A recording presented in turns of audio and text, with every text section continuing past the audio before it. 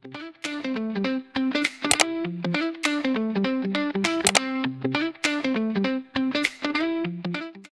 umaga mga bata! Ako si Teacher Jenny at kasama ko ngayon si Teacher Christine. Nandito kami ngayon upang ituro sa inyo ang isang maganda at masayang aralin. Pero bago tayo tumungo sa ating aralin, magbigay nga kayo ng ilang halimbawa na nakikita niyong kulay sa ating kapaligiran. Magaling! Ikaw nga, Lian, sabihin mo nga kung ano ang makikita mong kulay sa iyong kapaligiran. Mahusay! Ang ating aralin ngayon ay patungkol sa iba't ibang mga kulay. Handa na ba kayong makinig? Apa. Magaling! Ngayon mga bata, sino ang gusto ng star? Ako po. Ngayon, mayroon tayong special na gawain. Tayo ay maglalaro ng isang masayang laro na tinatawag na color hunt o makulay na pakikipagsapalaran. Mayroon ako ditong apat na kulay. Ito ay hahanapin nyo ang mga kapareha.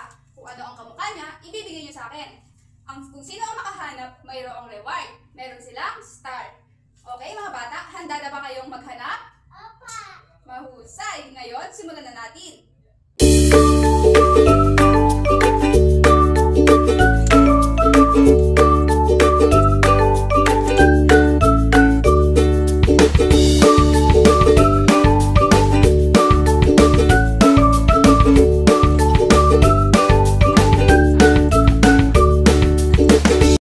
Napakahusay naman ninyong maghanap. Ngayon naman, gamitin natin ang inyong nahanap na kulay para sa susunod na ating gawain.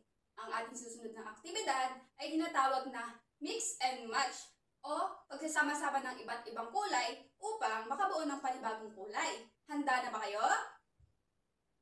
Magaling!